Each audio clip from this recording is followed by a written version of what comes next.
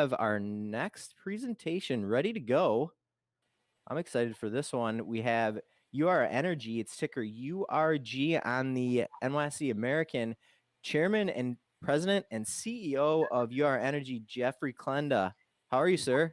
Happy Friday. Great. How's it going this morning? Or this afternoon, depending on where you are. Same thing. Yeah, I'm sure there's people that are tuned in and it's morning. So doing awesome, man. I'm excited to be here, and it's nice that it's on a Friday, so we get a little weekend after this, right? Amen. Amen. All right, sir. I will let you have at it. I see your presentation. You are up. Great. Thanks so much. And I want to thank everybody at Benzinga for giving us this platform to tell our story today. And thank you, folks, for taking the time to join us. And I'll jump right in. I know that I don't have much time, but so I'll give you kind of the New York version. What you're looking at right now is the front page of our PowerPoint. And what you're seeing on the left-hand side of your screen is the interior of our state-of-the-art ISR facility, uranium processing plant in the south central part of the state of Wyoming. And basically what that means, if it looks like a giant water treatment plant, that's because it is. What we do there is that we simply pump into the ground a highly oxygenated solution called a lixiviant. It dissolves the uranium in place or in situ. We bring it in. We run it through a series of circuits in the plant. Ultimately, we filter press, dry it, and package it. And it goes out the way it looks on the right-hand side in 875-pound drums. And when we have, say, $50 contracts, those drums go out at $43,000, $44,000 per barrel, and that is our business model. So let's see if I can forward now. Got it. Nick, this screen is a familiar one to all of you. It's a disclaimer. I will try to identify. I'll make forward-looking statements, but I will try and identify them each time I do. Next slide, please. Here is just an overview of our company. And one of the things that's important to remind ourselves of is that when we started this company 17 years ago in 2004, we just marked 17 years. It was our intention to be a provider of U3O8 or yellow cake to the domestic nuclear power providers in the United States of electricity. So we spent the first 7-8 years, frankly, as a permitting and licensing story until we finally in 2012 got our final record of decision, spent the next 9 months building out, and went into production after 2 months of commissioning in August of 2013. So come August, we will be 8 years in production. Since that time, we've produced just under 3 million pounds of uranium.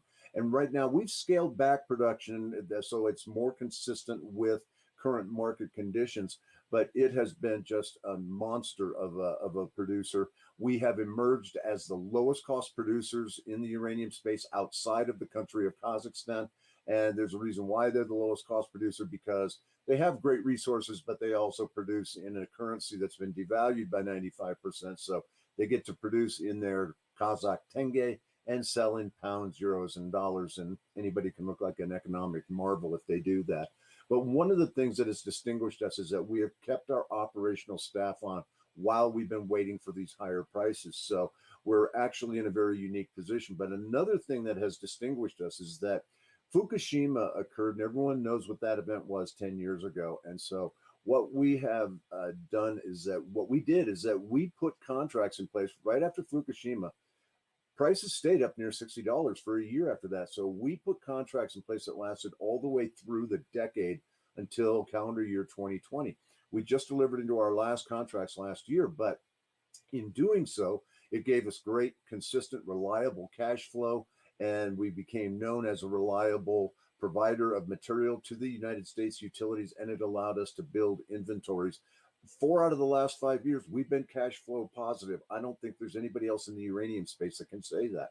We have a second project, Shirley Basin. I'll talk a little bit more about that in a couple of minutes, but we just recently received all of our permits and licenses on that, and so that is ready to go, and that is truly a brownfields project. But the thing that I think we're the most excited about is the fact that the Biden administration is making nuclear a central pillar of their clean energy agenda. But in addition to that, in December of last year, we also got an appropriation in the omnibus budget for $75 million toward the stand-up and the establishment of a strategic uranium reserve here in the United States. So that is critical for the well-being of our industry, and it's critical for the national security of our country. Next slide, please. I'd like to spend just a couple of minutes talking about the supply-demand fundamentals of our industry. Let's see if we can get to the next slide. There we go. I think it's important to understand that we are not alternative energy, if as it were. We are baseload energy. The nuclear power industry in this country provides 20% of our baseload electricity, and it is 55% of our carbon-free emissions. Around the world, there are nearly 450 uranium or nuclear power plants up and running. These are the big ones.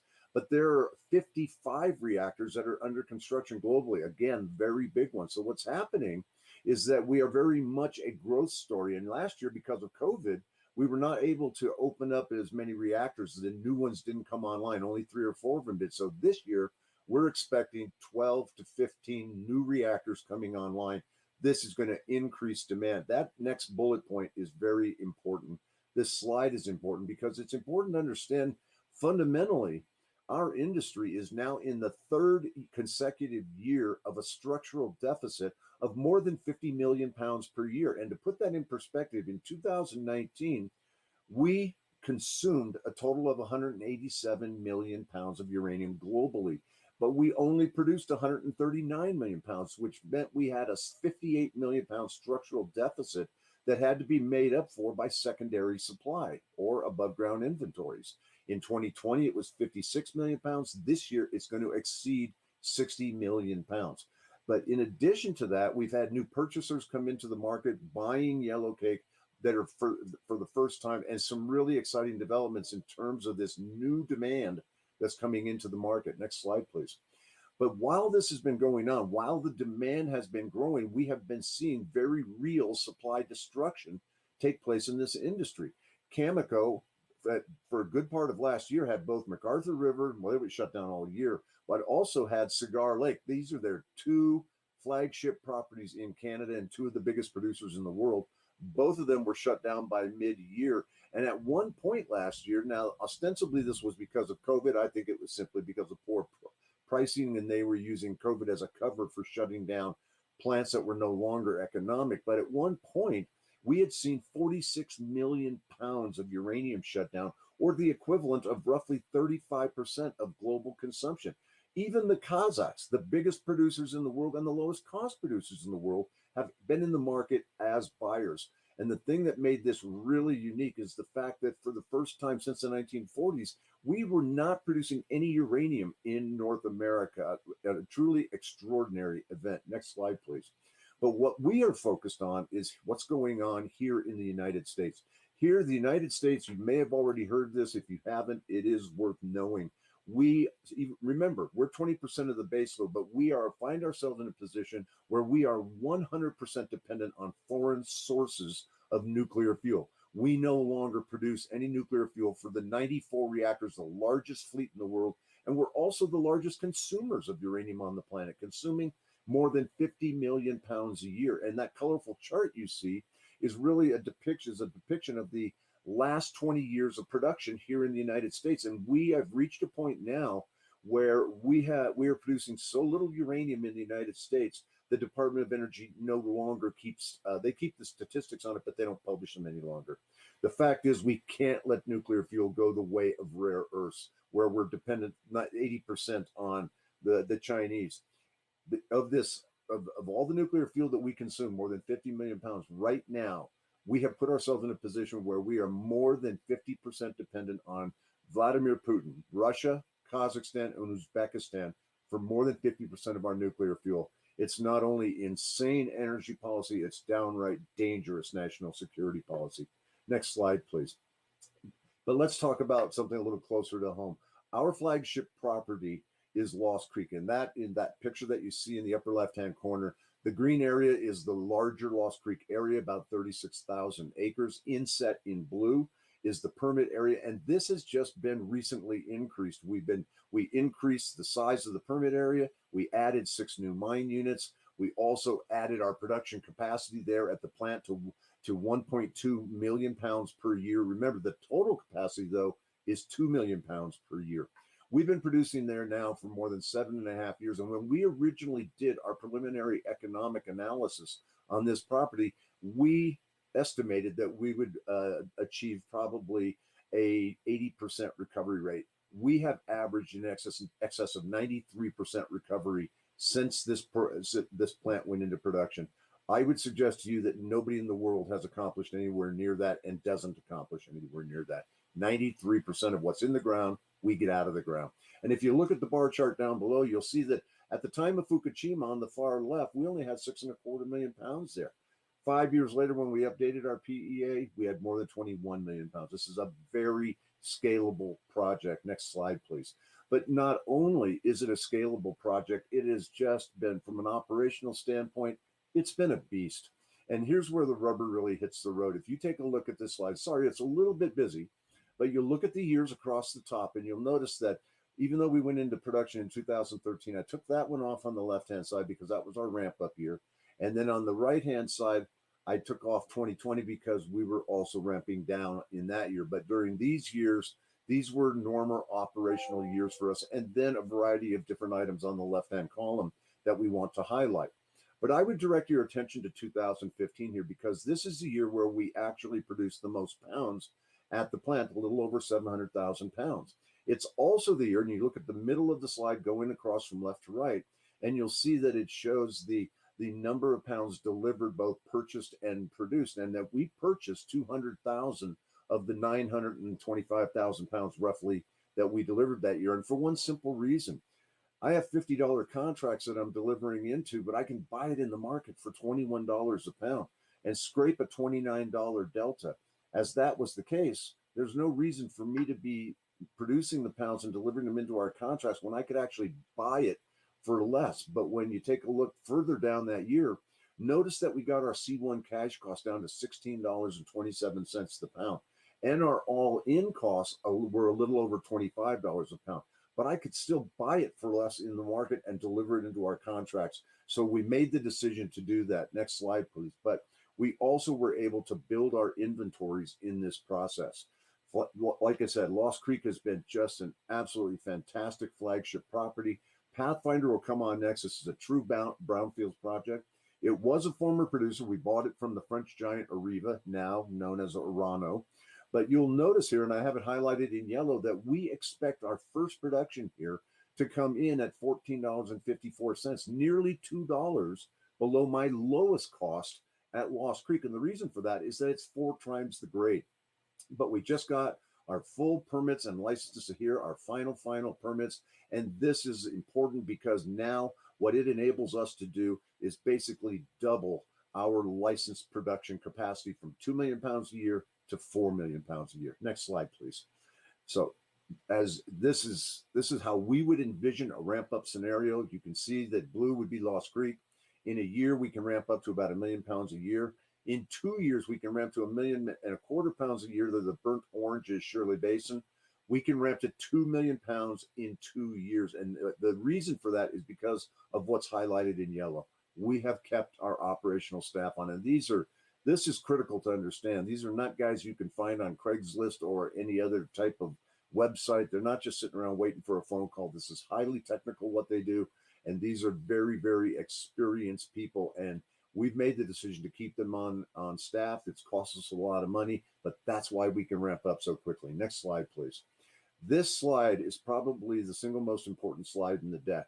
And because this is what our true advantage is over everyone else in the industry. Notice at Lost Creek, if I want to spend $15 million, let's say I get contracts from one of the utilities or because from the federal government, the uranium reserve has stood up. And so I'm delivering product to them and I want to ramp up Lost Creek. I can ramp to 1 million pounds per year run rate in as little as a 6-month period of time and at a cost of $15 million. In the following year, in the first year and a half, in about a 15 to 18 month period of time, I can add in Shirley Basin for another 500,000 to 750,000 pounds per year at a cost of $26 million there. So we're going to have to build a satellite plant there, but it's already planned. The roads are already in, the electricity's already in, the outbuildings are already there. My point is that for $40 million, I can ramp to a run rate of 2 million pounds per year. I can do it faster and at lower cost than anyone else in the industry. There's only 1 or 2 other companies that can even ramp to 2 million pounds per year, but I can assure you they can't do it at anywhere near $40 million. Their cost for the next best producer is going to be somewhere around 70 million. The third guy in the queue to ramp to 2 million pounds is going to be more like over $100 million and more than 3 years. So this is our strategic advantage. Next slide, please. Hey Jeff, want to just pop in and give you about a 5-minute warning or so, just a You quick got heads it. up. I'll Cool. wrap it up in the next few. But this slide right here really gives you a good picture of our share capital and cash position.